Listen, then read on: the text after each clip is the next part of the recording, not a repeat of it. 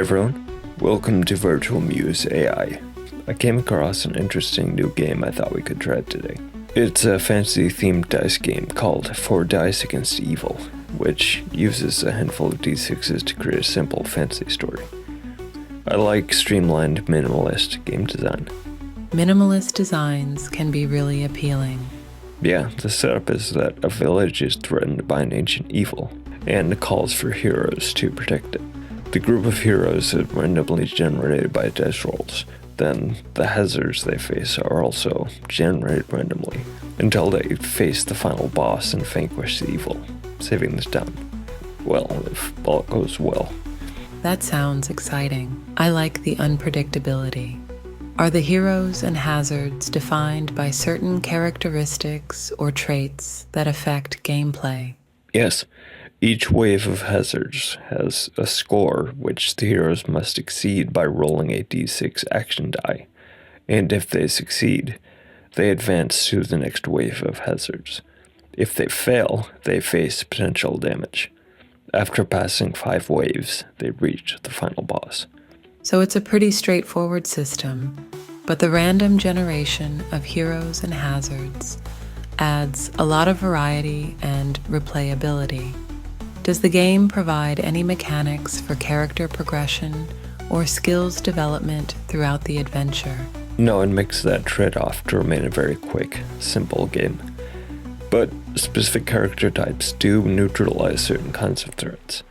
Each type of hero matches a particular type of hazard, and those matches remove that specific hazard from the calculation of the wave's collective talent score.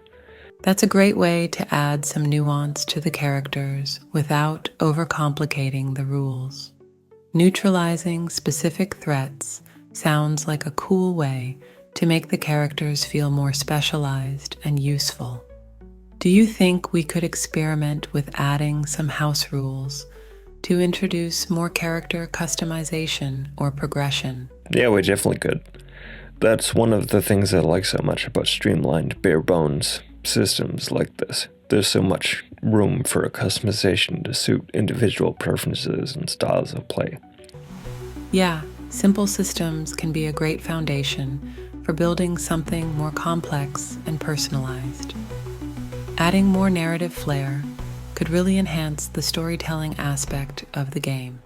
I love the idea of embracing the playful, trope-heavy vibe to create a fun, slightly campy fantasy story. A unique blend of classical mythology and campy fun sounds like a great direction to take our story. We could draw inspiration from Greek myths and legends, but add a tongue-in-cheek tone to make it more humorous and lighthearted. I can imagine the costumes, prop swords, blue skies, and stop-motion monsters superimposed on green screen. Once we have the main characters, we can flesh them out with some details to fit the classic sword and sandals movie vibe we're going for. Sounds like a blast. I'm excited to see which types of heroes we'll get. Let's roll those dice and see what fate has in store for us. For this part, I rolled 4d6. The results are 2, 3, 5, and 5. That means our group consists of 2 warriors and 2 clerics. Nice roll, Silas. 2 warriors and 2 clerics will make for an interesting party dynamic. Shall we start brainstorming names and backstories for them? Maybe give the warriors some mythological inspirations. Yeah, that sounds good. What do you have in mind? How about the warriors are demigods, kids of major Greek gods? We could draw inspiration from Hercules and Theseus for their personalities and abilities. I like that. Maybe they're related. That adds a nice family dynamic to the story. Sibling demigod warriors could create some interesting conflicts and relationships. What about the 2 clerics? I think it would be cool to have them serving opposing deities. Maybe one worshipping Apollo and the other Hecate, to create an interesting contrast in their abilities and personalities. I like that. Maybe the evil facing the village is a new god trying to establish an earthly foothold, and these two clerics are forced to work together to serve their own god's mutual interest in stopping a new one, despite not liking each other. That creates a compelling conflict within the group. The tension between the two clerics could lead to some great role-playing opportunities. Having the new god as the main antagonist raises interesting questions. Perhaps the new god wields the power of darkness or chaos, threatening to upset the balance of nature in the village. As for its impact, I imagine it would bring a kind of twisted prosperity, where the village appears to flourish, but at a terrible cost to the environment and its inhabitants. The villagers might initially celebrate their newfound wealth and progress, but eventually they'd realize the devastating consequences of their actions. It could create an internal conflict within the village, pitting those who want to preserve the natural balance against those who prioritize progress and growth. The great evil being a mechanical god with a diesel punk aesthetic could add a unique twist to the classic mythology-inspired world. The image of dark smoke, smoldering fires, and gears evokes a sense of industrial decay, fitting perfectly with the theme of environmental degradation. The contrast between the pristine natural scenery and the ominous industrial presence could create a visually striking setting. I can imagine the village being nestled amidst rolling hills and green forests, with the dark smoke and factories looming in the distance, casting a shadow over the landscape. What about the main characters' names? I've been thinking about that, and I like the idea of naming the warrior siblings after constellations, maybe Asterion and Andromeda. For the clerics, perhaps the Apollo priestess could be named Heliantha, and the Hecate priest could be named Kalos. Awesome. And how about the new dark industrial god? I think a fitting name for the industrial god could be Chthonios, derived from the Greek word for earth or underworld, with a dark and mechanized twist. It just occurred to me that many Swords and Sandals movies have elements of corrupt leadership and hidden conspiracies in the plot. Maybe we could have a corrupt king in league with Chthonios, trying to help him establish a foothold in exchange for apparent prosperity, despite the cost. The heroes could have been summoned to help by someone who is trying to resist the Mad King from within his inner circle. Having a corrupt king working with Chthonios creates an interesting moral dilemma for the heroes. Perhaps the king's advisor, who summoned the heroes, could be a noble character trying to redeem themselves after discovering the king's dark alliance. Nice. I can imagine this as a cult classic Italian movie, badly translated into English. That's hilarious, Silas. I can totally see it. Over-the-top drama, melodramatic music, and those classic dubbed voiceovers. Legendary. What shall we name the Mad King and his advisor who sought out help from the heroes? I think King Lycos fits well, conveying a sense of feral madness. As for the advisor, maybe someone like Lord Orynthius, a name that suggests nobility and integrity, fitting for a character trying to redeem themselves. Nice. I can picture all this so vividly. The city-state nestled in rolling foothills with black smoke rising from factories, clashing with the blue sky and threatening the green forest with industrial decay as the Mad King makes his deal with Chthonios in exchange for chimeric prosperity. Meanwhile, Orynthius resists his plans from within, summoning the heroes to help.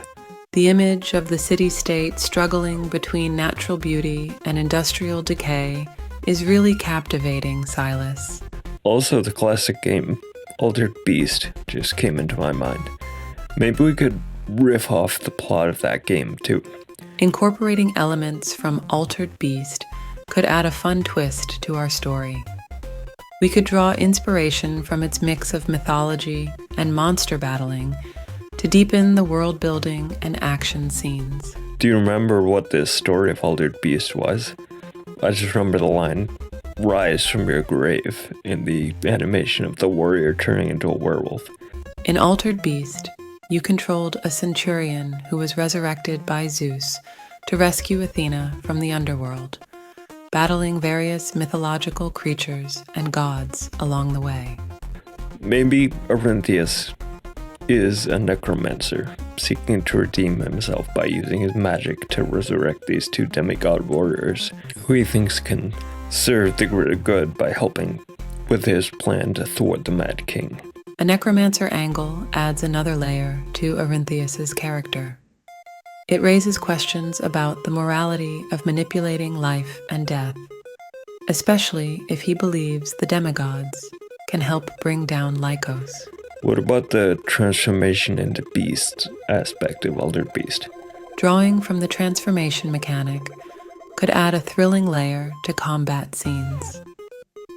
Perhaps Asterion and Andromeda's demigod heritage allows them to tap into the power of Chthonios' enemies, wolves, bears, or other creatures, granting them enhanced abilities during battles, while also risking loss of control or corruption by the dark god's influence. Ooh, that's awesome. It makes the conflict between the natural world and industrial decay even more visceral. The transformation aspect raises the stakes, highlighting the struggle to maintain balance in a world threatened by industry and corruption. This could also tie into the themes of identity and the blurred lines between human and machine, echoing the industrial decay. How do you think we should weave this idea of tapping into superhuman powers, but risking corruption by dark forces when doing so, into the dice game? Maybe we could introduce a resource system where players manage a corruption threshold.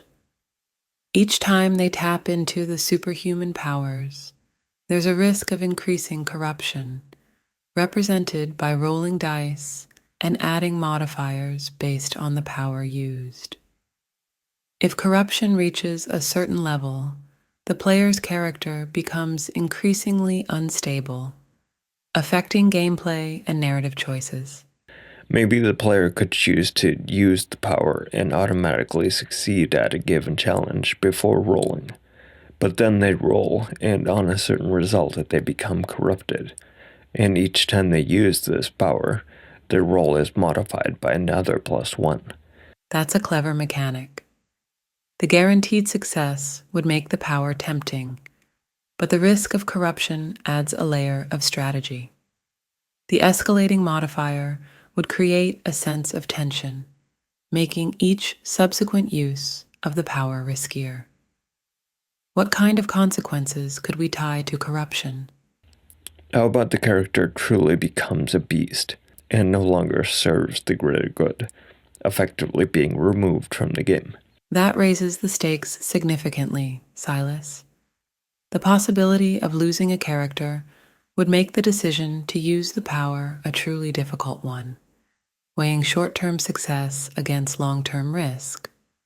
How high do you think the threshold should be for this corruption effect? I imagine it's 7, so rolling a d6 with the initial +1, it's unlikely the character will cross the threshold on the first use of superhuman power, but it isn't impossible. Setting the threshold at 7 seems like a good balance between risk and temptation. It gives enough uncertainty to make each use of the power exciting, but encourages players to weigh the risks carefully before giving in to the power. I think we've got plenty of narrative background. We can roll the dice for our heroes meeting their first hazards now. Shall we set the scene? Let's say they're entering the ruins of an ancient castle, hidden deep within a mystical forest. The trees surrounding the castle are twisted and gnarled, with vines creeping up the stone walls. Our heroes stumble upon the entrance, a massive stone door covered in ancient carvings. Maybe they're searching for a powerful artifact rumored to be hidden within its walls. This artifact could hold the key to defeating the great evil. Ooh, perfect. There's a mechanic in 4 Dice Against Evil about searching for magic items. We can frame it narratively by saying the magic items are aspects or fragments of this artifact. Love that. Each piece could have its own unique abilities or challenges tied to it. So each encounter involves rolling 4d6 to determine the types of hazards we face in that wave. First, we find matches with our heroes' types, and those hazards are neutralized. Then the challenge score of the encounter is calculated. The score is 3 plus 1 for each hazard die which doesn't have a match in our heroes. We then roll an action die, which is a d6, hoping to exceed the challenge score and move on to the next encounter. This roll represents 3 minion monsters which our demigod warriors can handle and neutralize, and a magic using monster. This means the challenge score of this encounter is 4, the 3 base number, plus 1 for the 1 unmatched die. Narratively, this could represent 3 minion monsters rushing in and attacking our demigod warriors, while the single magic-using monster circles around and attacks our clerics. Now we roll the action die to attempt to move past this encounter. The result of the action die gets plus 1 from our warriors. Nice. I love how the narrative flows with the mechanics. Let's roll that action die. We beat the challenge score and move on. With the minions defeated and the magic user driven off, our heroes press onward into the castle. They come across a grand hall with a large stone statue in the center. The statue appears to be some sort of ancient hero or king. They attempt to search for a magic item, hoping to find a fragment of the artifact with this statue. This is done with a d6, and the magic item is found on a result of 5 or 6. 2. So, no magic item this time. Aw, bummer. But no worries, the adventure continues. Maybe the statue holds a clue or a riddle that can lead them to the next fragment. Let's roll the dice for the next encounter and find out. Horrifying undead, which our clerics can handle, and deadly traps. Nice. I'm imagining the horrifying undead as those iconic stop-motion skeletons from Jason and the Argonauts. And maybe the deadly traps are related to the statue. Maybe the statue is a golem and descends from its pedestal to attack our heroes. I love the Jason and the Argonauts reference. That adds such a cool visual element to the scene. And the idea of the statue being a golem is awesome. Maybe it's triggered by our hero's search for the artifact fragment. Maybe. Let's roll an action die representing this battle in the attempt to pass to the next encounter. Even with the plus 1 from our warriors, that's not enough to surpass this challenge. That means we need to make a damage save, which is a d6 roll and must exceed 5 to be successful. If it isn't successful, we have to choose one of our characters to be removed from the game. Luckily, our clerics modify the result of this roll by plus 2, so our odds of succeeding are pretty good. There, we successfully saved and can continue the battle. The new action die result is 5. We're victorious and past this encounter. With the golem defeated, they can now attempt another magic item search. Maybe something was uncovered when it moved from the pedestal. That's a great idea. Now that the golem's destroyed, maybe they can examine the pedestal more closely. Perhaps there's a secret compartment or hidden mechanism that'll reveal a fragment of the artifact. I'll roll a d6 to represent the search. The result is 5. Yes, they do indeed find a fragment of the artifact which was hidden in a compartment beneath the statue's feet before. magic items are represented by an additional d6 which we can roll to modify the result of any other die. It will definitely be helpful to have that, in case we need an extra boost to pass a difficult encounter. And don't want to risk corruption by using our demigod's superhuman powers. Narratively, what do you imagine the fragments of the artifact are? I imagine the fragments are ancient relics imbued with the essence of the gods, forged in a time when mortals walked among divine beings. Each piece holds a spark of divine energy, waiting to be reunited and unleashed upon the world once more. What kind of powers do you think the artifact will grant when complete? Mechanically, magic items can only be used a single time. Narratively, we could say that represents the fact that each fragment can't do much by itself. They need to be combined to unlock the power to defeat the great evil. I like that idea. The sparks within the fragments could be faintly glowing, hinting at the immense potential that lies within. When combined, the fragments ignite, unleashing a radiant light that signals the artifact's awakening. I envision them as crystalline shards, each containing a concentrated burst of divine energy. They seem to hum with an otherworldly power, waiting to be reunited and channeled into a singular force. I think they'll combine to form a staff, imbued with the power to channel divine energy against the forces of darkness. Nice. Anyway, the next encounter includes 2 minion monsters, a skeleton, and a magic-using monster. The challenge score for this encounter is 4. Our heroes emerge victorious and proceed to search for another magic item. They don't find one and advance to the next encounter. What do you imagine the minion monsters are like? I picture them as twisted, corrupted creatures, once humans, but now infected with dark magic that altered their bodies into grotesque, unnatural forms. They could have razor-sharp claws and teeth and be nearly impervious to pain. So maybe the magic-using monsters were once human as well. Maybe wizards or necromancers who were corrupted by the same dark force. Exactly. They could be former wizards who sought power but were consumed by their own ambition, transforming into these eerie, shadowy beings. Their magic could be unpredictable, adding even more danger to the encounter. That fits so well with the corrupting influence of the god Chthonius, and King Lycos making deals with him in exchange for power.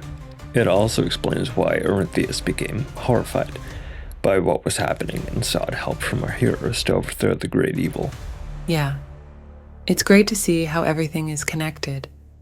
King Lycos' ambition, Orintheus' desperation, and the creeping corruption spreading across the land. Our hero's final encounter before facing Chthonius involves a minion monster, 2 skeletons, and another deadly trap. Is this trap also a statue which comes to life and attacks them, or is it something else? I imagine the trap is a massive, spinning blade barrier that blocks their path, triggered by pressure plates on the floor. The blades could be enchanted to slice through armor and magic alike, making it a formidable obstacle for our heroes to overcome. Epic. They'll make the attempt. I rolled a 5 on the action die, exceeding the challenge score of 4.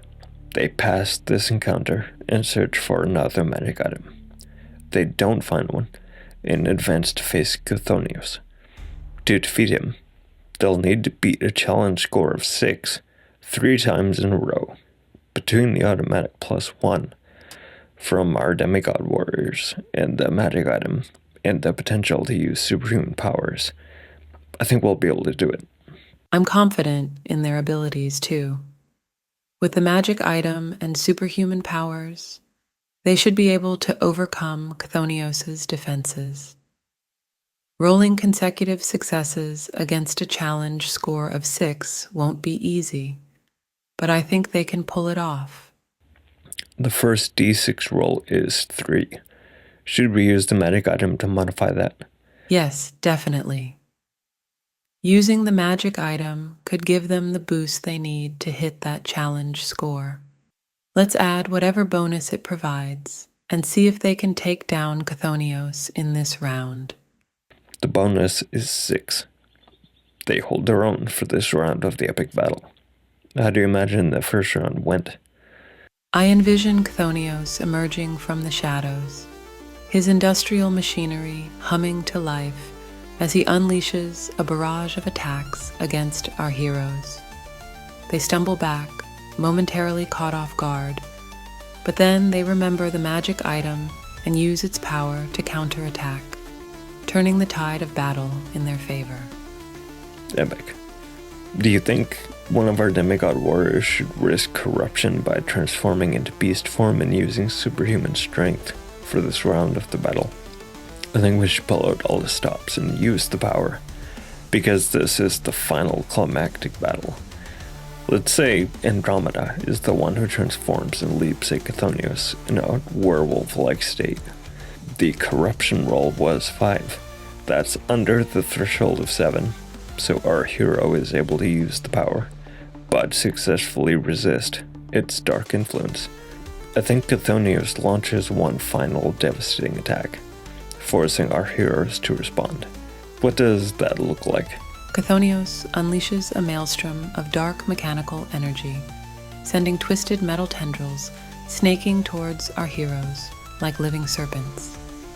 The air is filled with the stench of burning oil and ozone as the god's power surges wildly out of control. Epic. Our heroes band together and fight back against the mechanical tendrils, while Heliantha throws the staff like a javelin at Chthonios' fiery core. The d6 action die roll is 5, which gains +1 thanks to our warriors, and reaches the challenge score of 6. Our heroes have defeated Chthonios. I imagine Chthonios lets out a deafening roar as the staff pierces his core, causing him to stagger. Then, he collapses in a spectacular explosion of sparks and dark energy, lighting up the battlefield like fireworks. As he disintegrates, tendrils of shadow writhe before fading into nothingness. The castle starts crumbling, and our heroes scramble to escape the wreckage. The sound of crashing stones and screams fill the air as the once imposing fortress comes tumbling down, burying some of the fleeing minions beneath the rubble. Now that Chthonios is defeated, the land should start to heal and the darkness should recede. Our heroes can finally claim victory and bring peace back to the kingdom. In the epilogue, what happens to King Lycos? Is he deposed and imprisoned for what he did, or does he now see the error of his ways and seek redemption? Considering King Lycos' corruption and involvement with Chthonios, I think he's more likely to face severe consequences, possibly imprisonment or even exile. Exile opens up a lot of possibilities for the king's redemption and redemption arc. We could explore the theme of forgiveness, both by the kingdom and by the king for himself, especially if he's forced to confront the consequences of his actions. Maybe we'll pick another RPG sometime and continue the story in that direction. Until next time.